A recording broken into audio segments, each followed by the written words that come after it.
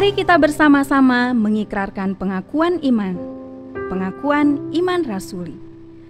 Aku percaya kepada Allah, Bapa yang Maha Kuasa, Khalik langit dan bumi, dan kepada Yesus Kristus, Anaknya yang tunggal, Tuhan kita, yang dikandung daripada Roh Kudus, lahir dari anak darah Maria, yang menderita sengsara di bawah pemerintahan Pontius Pilatus, disalibkan, mati dan dikuburkan, turun ke dalam kerajaan maut. Pada hari yang ketiga, bangkit pula dari antara orang mati, naik ke surga, duduk di sebelah kanan Allah, Bapa yang Maha Kuasa. Dan dari sana ia akan datang untuk menghakimi orang yang hidup dan yang mati. Aku percaya kepada Roh Kudus, gereja yang kudus dan am, persekutuan orang kudus, pengampunan dosa, kebangkitan orang mati, dan hidup yang kekal. Amin.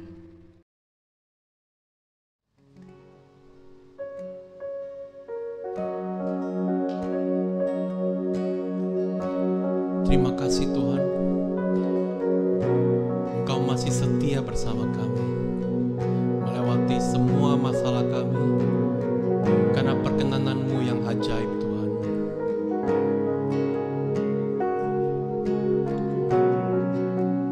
Mari sama-sama nyanyikan bersama-Mu. Bersama-Mu Bapa,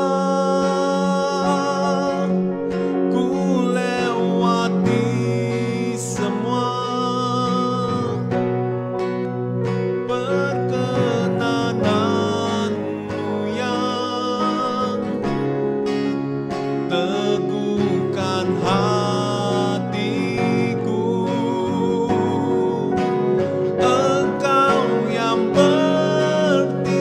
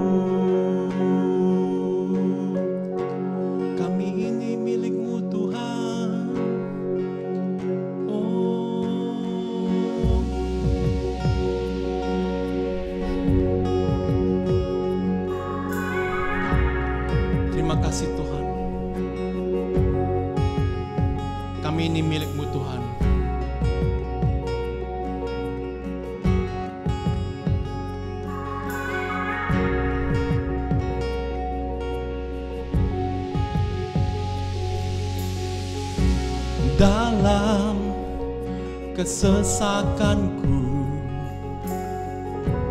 Kau beri kedamaianmu dalam keraguan, ku temukan wajah-Mu.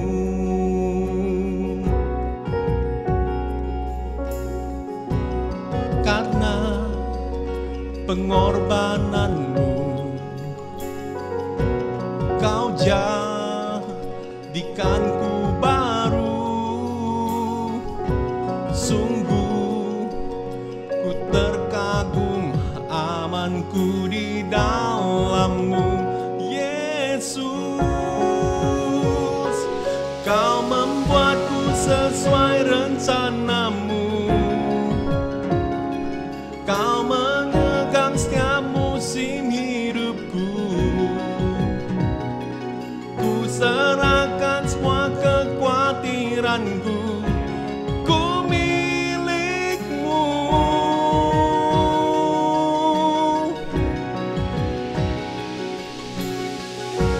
Karena pengorbanan-Mu, Kau jadikanku baru. Sungguh ku terkagum, amanku di dalam-Mu, Yesus. Kau membuatku sesuai rencana-Mu. Kau memegang setiap musim hidupku. Ku serahkan semua kekhawatiranku. Ku milik-Mu.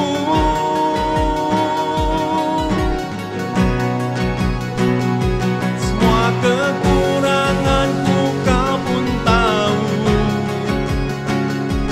Tetap Kau pandang indah dalam-Mu.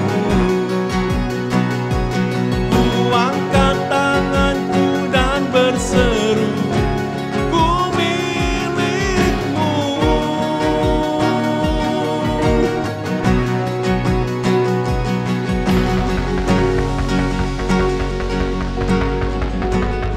Kami ini milik-Mu, Tuhan. Engkau pernah berkata, marilah kepadaku yang letih lesu dan berbeban berat. Engkau akan memberikan kelegaan. Mari sama-sama. I am yours now forever. In your grace I surrender. You are mine now forever. I'm alive in your wonder.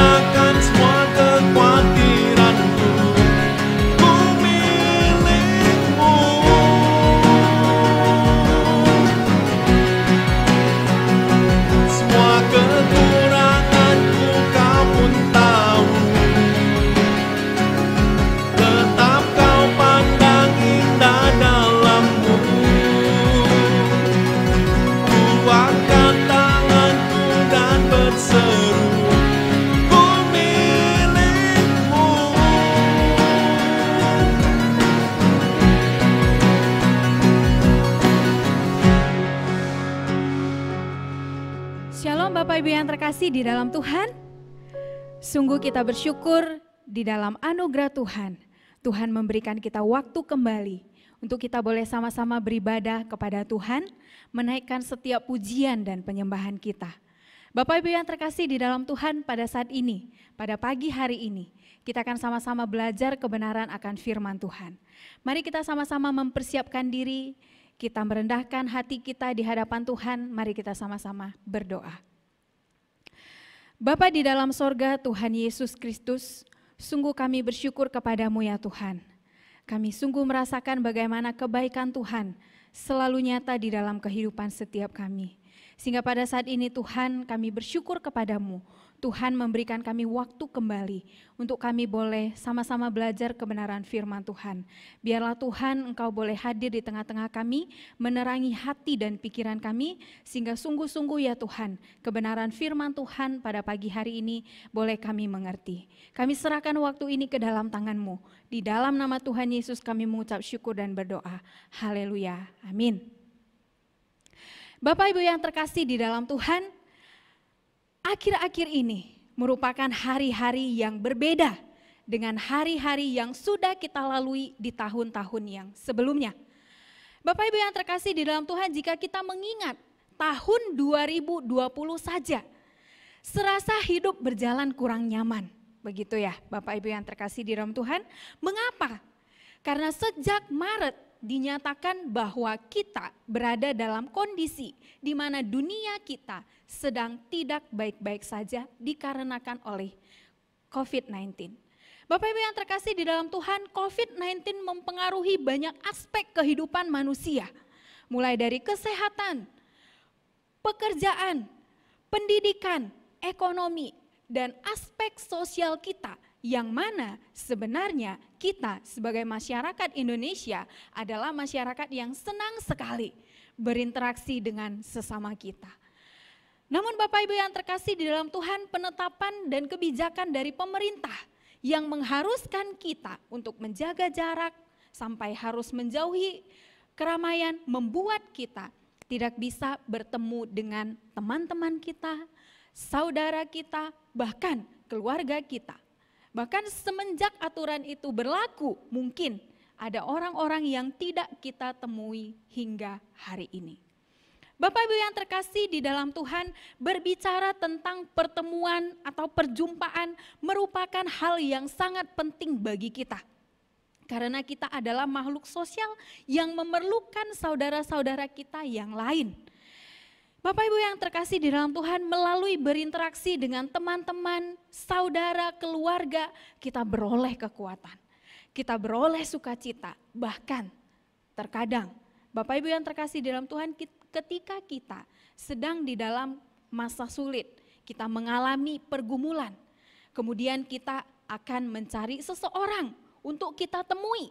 Tujuannya adalah agar orang tersebut bisa memberikan kita semangat, memberikan kita motivasi untuk kita bisa menghadapi kondisi sulit atau pergumulan yang sedang kita hadapi di depan kita.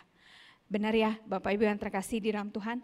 Nah, jadi pertemuan atau perjumpaan kita dengan seseorang di dalam kehidupan kita itu banyak mengubah kita menjadi lebih baik, menjadi lebih positif. Ya, memang pasti ada juga yang bisa negatif yang tidak bisa kita hindari. Nah, Bapak Ibu yang terkasih di dalam Tuhan, setelah melalui sebuah pertemuan, pasti ada hal yang mengubah kita.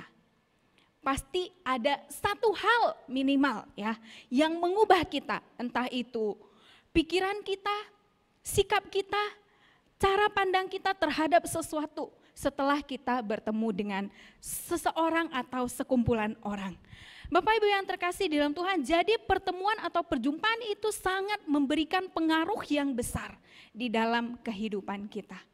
Namun untuk saat ini, pertemuan kita dengan sesama kita dibatasi oleh keadaan yang kita lalui untuk sekarang ini. Lalu bagaimana dengan pertemuan kita dengan Tuhan? Pertemuan kita dengan Tuhan bagaimana? Apakah kita masih menjadi orang-orang yang selalu rindu untuk bertemu dengan Tuhan, memiliki perjumpaan secara pribadi dengan Tuhan. Bapak Ibu yang terkasih di dalam Tuhan, ya saat ini kita dibatasi oleh keadaan di mana kita tidak bisa bertemu dengan saudara-saudara kita yang kita kasihi.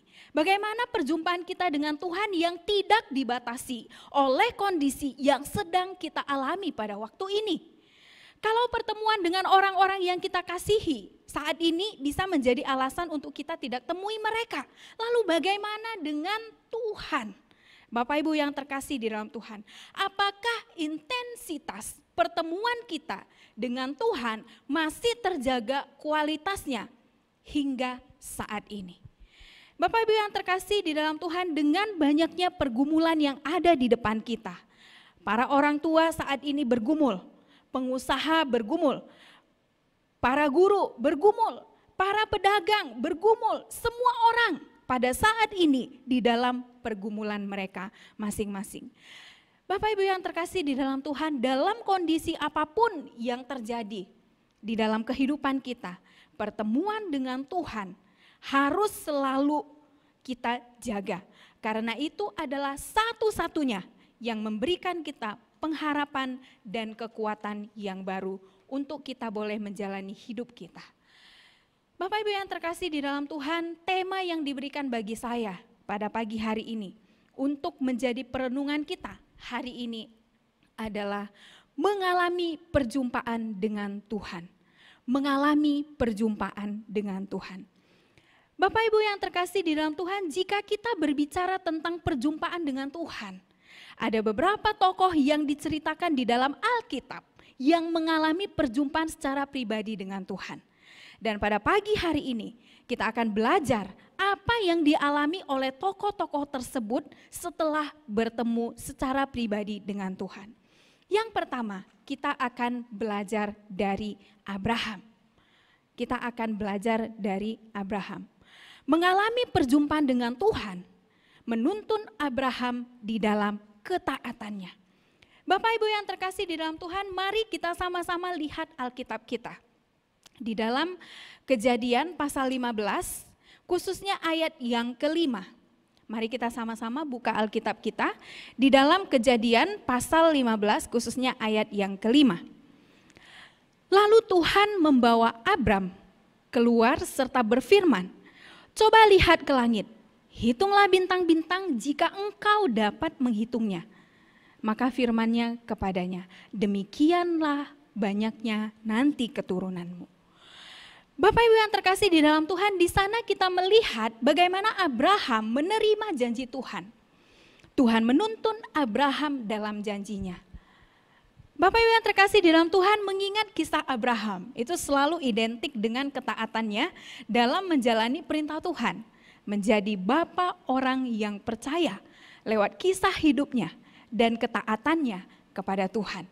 Bahkan kalau kita melihat di dalam kitab Yakobus pasal yang kedua, ayat yang ke-21 sampai dengan ayat yang ke-24, khususnya di ayat yang ke-23, kemudian di dalam 2 Tawarik 20 ayat 7, di sana dikatakan Abraham adalah sahabat Allah. Abraham adalah sahabat Allah. Bapak Ibu yang terkasih di dalam Tuhan, begitu dekat hubungan Abraham dengan Allah. Bapak Ibu yang terkasih di dalam Tuhan, mengingat Abraham. Walau perintah Tuhan bagi Abraham terdengar tidak masuk akal pada waktu itu. Bukankah Abraham dijanjikan akan memiliki keturunan yang banyak? Ya, seperti perikop yang sudah kita baca tadi. Lantas mengapa Ishak, anak satu-satunya, malah harus dikorbankan? Mari kita berpikir sejenak, kemudian kita mengambil posisi seperti Abraham. Jika kita mengalami kondisi seperti Abraham, kira-kira bagaimana kita merespon perintah dari Tuhan? Anak satu-satunya yang dijanjikan sejak dulu harus dikorbankan. Dan itu adalah perintah dari Tuhan. Bapak Ibu yang terkasih dalam Tuhan, sangat tidak masuk akal kalau kita pikirkan secara logika sebagai kita seorang manusia. Namun Kembali ke kisah Abraham. Alkitab mencatat, Abraham taat melakukan perintah Tuhan tersebut. Meskipun mungkin itu rasanya tidak masuk akal, tapi dia taat. Alkitab mencatat Abraham taat. Pertanyaannya, apa yang membuat Abraham bersedia untuk taat? Jawabannya adalah karena dia tahu siapa Tuhan. Siapa Tuhan yang memberikan dia perintah. Dia mengenal Tuhan yang benar, yang memberi dia perintah. Dan Abraham sungguh-sungguh mengasihi Tuhan. Bapak Ibu yang terkasih dalam Tuhan, dia tahu Tuhan yang ia percaya tidak akan mengecewakan dia. Bapak Ibu yang terkasih dalam Tuhan, dari Abraham kita belajar ketaatannya adalah buah dari imannya yang sungguh-sungguh mengasihi Tuhan. Abraham tahu siapa Tuhan berdasarkan pengalaman pribadinya bersama Tuhan di masa lalu. Bapak Ibu yang terkasih dalam Tuhan, mengawali tahun 2021. Beberapa komitmen kita tuliskan di dalam catatan kita masing-masing. Kalau tidak kita tuliskan, mungkin terpikirkan oleh kita. Nah, apakah dalam kita berkomitmen untuk menjalani tahun 2021 ada komitmen yang kita pikirkan atau kita tuliskan yang berkaitan dengan kerohanian kita, yaitu relasi kita dengan Tuhan? Apakah itu dalam hal belajar firman Tuhan, mengatur waktu untuk Tuhan dalam waktu pribadi kita dengan Tuhan, beribadah setiap minggunya, dan melakukan kegiatan lainnya yang bisa membawa kita pada pengenalan Tuhan yang benar. Bapak Ibu yang terkasih di dalam Tuhan, pertanyaannya bagi kita pada pagi hari ini adalah, apa yang ingin kita benahi dari diri kita untuk menjadi lebih baik sebagai seorang anak Tuhan dalam kondisi yang tidak menentu pada saat ini? Apakah membaca firman Tuhan saat ini menjadi keharusan saja? Karena saya adalah orang Kristen, ya seharusnya memang saya membaca firman Tuhan. Karena saya adalah orang Kristen, ya keharusan saya beribadah setiap minggunya. Atau membaca firman Tuhan, beribadah setiap minggunya merupakan kehausan kita secara pribadi untuk membangun relasi kita dengan Tuhan. Bapak Ibu yang terkasih dalam Tuhan, bagaimana dengan kehidupan doa kita? Apakah masih rutin menguatkan sesama kita? Walau itu secara online, apakah masih ada? Atau semuanya terputus begitu saja karena tidak bisa bertemu? Jangan, Bapak Ibu yang terkasih dalam Tuhan, apapun komitmen kita untuk Tuhan, mari kita lakukan dengan penuh ketaatan sampai kita mengerti maksud Tuhan secara pribadi. Bapak Ibu yang terkasih di dalam Tuhan, ketaatan yang benar diperoleh dengan fokus yang tertuju kepada Tuhan. Berbicara tentang fokus, ya, ini menarik perhatian saya secara pribadi. Mengapa? Karena ini merupakan tantangan baru bagi kita, yang mana pada saat ini kita beribadah melalui layar kaca kita masing-masing. Sedang beribadah menggunakan handphone misalnya, ada pesan yang masuk. Bagi kita yang gampang kehilangan fokus, itu bisa mengganggu sedikit, ya Bapak Ibu yang terkasih dalam Tuhan. Atau ada kendala di jaringan, yang mana kita sedang beribadah secara online, tiba-tiba jaringannya bermasalah. Nah, ini merupakan tantangan yang baru bagi kita. Tapi Bapak Ibu yang terkasih dalam Tuhan, biarlah kendala-kendala yang seperti ini bukanlah hal yang menjadi hambatan untuk kita tetap fokus kepada Tuhan. Bapak Ibu yang terkasih di dalam Tuhan, salah satu contoh tokoh Alkitab yang memiliki fokus yang tertuju kepada Tuhan adalah seorang yang bernama Daud. Walaupun Daud dikejar-kejar oleh musuhnya, namun hatinya tertuju kepada Tuhan. Kalau kita sama-sama melihat Alkitab kita di dalam Mazmur pasal 27 ayat 8. Di sana dikatakan, hatiku mengikuti firman-Mu, Carilah wajahku, maka wajahmu ku cari ya Tuhan. Di sana kita melihat seorang Daud yang fokusnya benar-benar kepada Tuhan. Fokusnya hanya kepada Tuhan saja. Bapak Ibu yang terkasih di dalam Tuhan, mari kita mengingat siapa diri kita di hadapan Tuhan. Apakah hatiku benar-benar tertuju kepada Tuhan dan firman-Nya? Apakah ketaatanku sungguh hanya kepada Tuhan, terwujud itu karena kasihku kepada Tuhan, atau apakah aku hanya lebih melakukan kegiatan ini sebagai rutinitas saja sebagai seorang Kristen? Mari kita bercermin di hadapan Tuhan. Kemudian yang kedua, pada pagi hari ini kita belajar dari tokoh yang bernama Yakub. Belajar dari Yakub, mengalami perjumpaan dengan Tuhan, membawa Yakub pada perubahan hidup yang secara menyeluruh. Mari kita sama-sama memperhatikan Alkitab kita di dalam Kejadian pasal 28 ayat yang ke-10 sampai dengan ayat yang ke-22. Saya akan membaca beberapa ayat dari bagian ini. Mari kita sama-sama memperhatikan di ayat yang ke-13. Berdirilah Tuhan di sampingnya dan berfirman, Akulah Tuhan Allah Abraham, nenekmu, dan Allah Ishak. Tanah tempat engkau berbaring ini akan kuberikan kepadamu dan kepada keturunanmu. Kemudian kita melihat lagi di ayat 20 sampai ayat 22. Lalu bernazarlah Yakub, jika Allah akan menyertai dan akan melindungi aku di tempat yang kutempuh ini, memberikan kepadaku roti untuk dimakan dan pakaian untuk dipakai, sehingga aku selamat kembali ke rumah ayahku, maka Tuhan akan menjadi Allahku. Dan batu yang kudirikan sebagai tugu ini akan menjadi rumah Allah.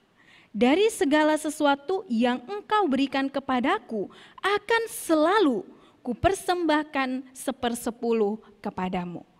Bapak Ibu yang terkasih di dalam Tuhan, Yakub pergi ke Haran dengan masalah yang belum selesai.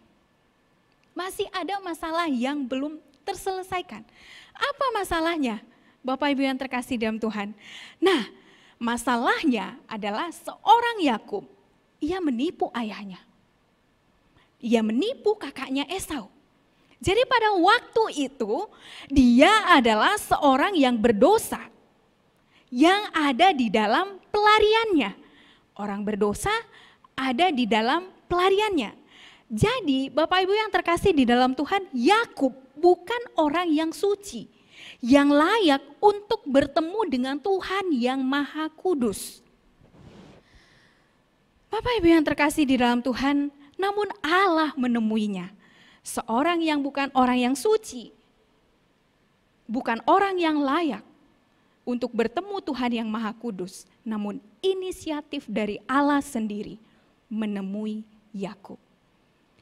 Bapak Ibu yang terkasih dalam Tuhan, dari hal ini kita belajar bagaimana Tuhan sangat menerima kita di dalam kondisi hidup kita.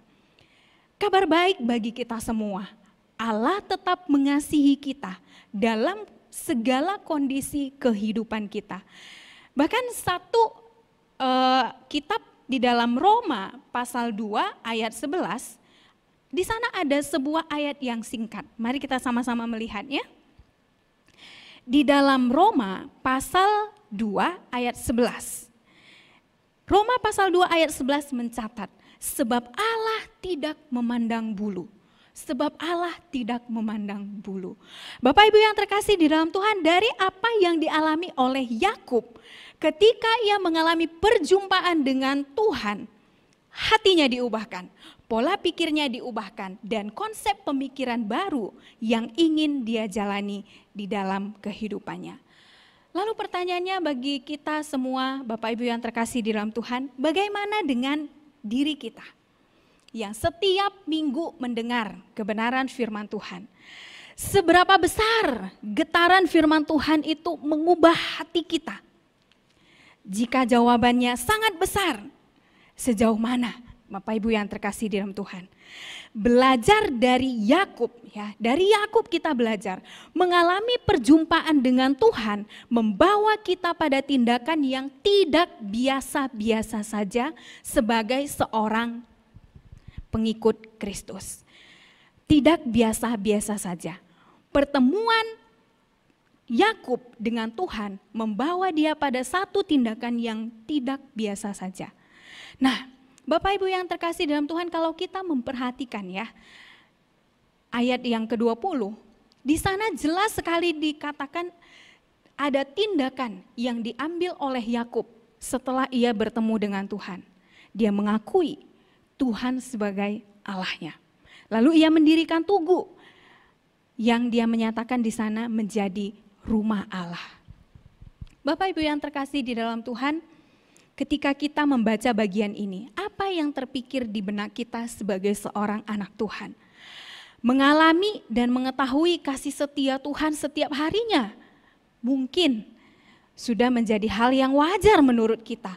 Namun pada bagian ini, Bapak Ibu yang terkasih dalam Tuhan, kita diingatkan untuk sebagai orang Kristen, kita tidak hanya ingin mengalami saja, tapi setelahnya apa tindakan yang kita lakukan? Tindakan yang seharusnya kita lakukan adalah menjadi berkat. Menjadi berkat bagi seisi rumah kita. Mungkin kita sekarang dibatasi dengan pertemuan kita, namun Bapak Ibu yang terkasih dalam Tuhan, teknologi kita sudah maju. Mari ikuti kegiatan rohani yang ada di gereja kita, tetap membangun relasi dengan sesama kita, dengan saudara-saudara kita. Bapak Ibu yang terkasih di dalam Tuhan, sudah berapa lama kita mengikut Tuhan? Dan apa motivasi kita ketika kita mengikut Tuhan? Apakah motivasi kita mengikut Tuhan adalah mengalami berkat-berkat dari Tuhan? Atau motivasi kita mengikut Tuhan adalah untuk mengalami perjumpaan dengan Tuhan? Bapak Ibu yang terkasih dalam Tuhan, saat ini saya mau mengatakan bahwa jika motivasi kita hanya untuk mengalami berkat dari Tuhan, maka kita akan mudah lemah jika kita bertemu dengan kesulitan.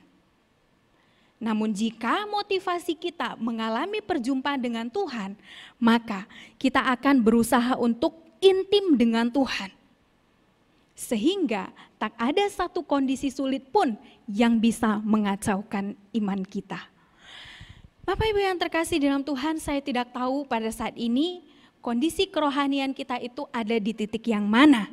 Apakah kita masih belajar untuk taat setiap harinya, atau pemikiran kita sudah diubahkan oleh kebenaran firman Tuhan, atau pada saat ini kita sedang merencanakan hal-hal besar yang ingin kita lakukan untuk pekerjaan Tuhan. Saya tidak tahu, Bapak Ibu yang terkasih dalam Tuhan, tapi mengalami pertemuan dengan Tuhan lewat kegiatan rohani yang kita lakukan, tujuannya adalah kedewasaan kita di dalam Tuhan, kedewasaan rohani kita. Setiap kita merindukan bagaimana kita semakin hari semakin serupa dengan Kristus. Hal itu tidaklah mudah, Bapak Ibu yang terkasih dalam Tuhan, karena keberadaan kita sebagai seorang manusia yang berdosa. Namun ketika kita menerima Tuhan sebagai juru selamat kita, mari kita belajar untuk taat. Mari kita belajar untuk semakin serupa dengan Kristus. Bapak Ibu yang terkasih dalam Tuhan, menerima Tuhan Yesus sebagai Tuhan dan juru selamat kita tidak secara otomatis akan mengubah hidup kita menjadi baik-baik saja setiap waktu. Namun percayalah, Tuhan Allah kita akan memberikan kita kekuatan. Jadi Bapak Ibu yang terkasih di dalam Tuhan, mari tetap berharap kepada Tuhan, tetap percaya kepada Tuhan sampai Tuhan menyatakan janjinya kepada kita semuanya. Amin, mari kita sama-sama berdoa. Bapa di dalam sorga, Tuhan Yesus Kristus, kami bersyukur kepadamu ya Tuhan, untuk kebenaran firman Tuhan yang boleh kami dengar pada hari ini. Biarlah setiap kami dikuatkan dan diteguhkan oleh kebenaran firman Tuhan, sehingga kami boleh melakukannya sebagai anak-anak Tuhan di dalam kehidupan kami. Terima kasih Yesus, terima kasih Tuhan. Di dalam nama-Mu kami mengucap syukur dan berdoa. Haleluya, amin. Mari kita sama-sama bangkit berdiri. 我们一起起立，我们一起念主祷文，然后我们领受神的祝福。Kita sama-sama bangkit berdiri, mari kita doa Bapa kami, kemudian kita terima berkat dari Tuhan. 我们在天上的父，愿人都尊父的名为圣，愿父的国降临，愿父的旨意行在地上，如同行在天上。 我们就用的饮食，今日赐给我们，赦免我们的罪，如同我们赦免得罪我们的人，不叫我们一切试探，拯救我们脱离凶恶。因为国度、权柄、荣耀，全是父的，直到永远。阿门。我们来领受神的祝福。Mari kita terima berkat dari Tuhan. Tuhan memberkati engkau dan melindungi engkau. Tuhan menyinari engkau dengan wajah-Nya dan memberi engkau kasih karunia. Tuhan menghadapkan wajah-Nya kepadamu dan memberi engkau kasih karunia yang berkelimpahan dari saat ini sampai selama-lamanya. Amin.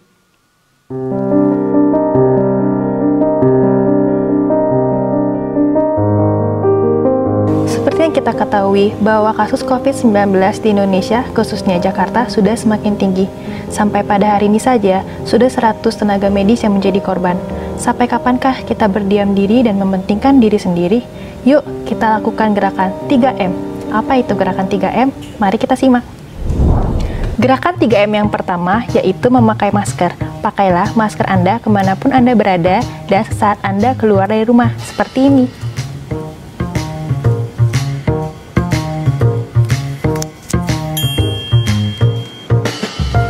Mas, mau penyemprotan gas beracun ya? Memakai masker tidak perlu seperti itu ya teman-teman. Masker yang dianjurkan adalah masker kain 3 lapis atau masker medis.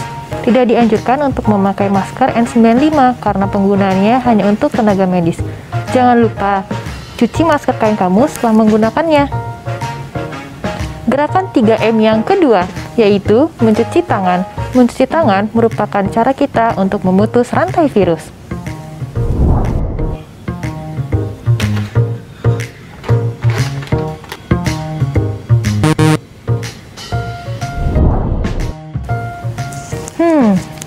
Ini yang saya maksud memutus rantai virus.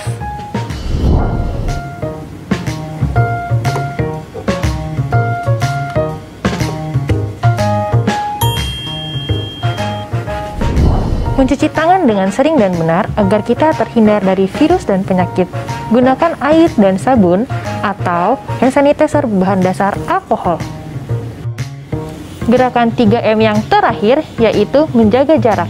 Kita tidak pernah tahu sedang bersama orang yang sehat atau sakit. Maka dari itu, jangan lupa menjaga jarak minimal 2 meter dengan orang lain.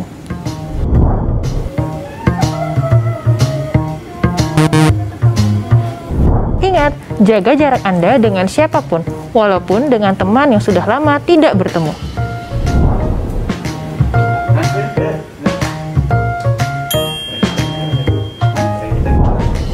Semoga video ini bermanfaat bagi kita semua untuk saling menjaga diri dari COVID-19. Ingat, kita bisa jika bersama-sama. Salam sehat!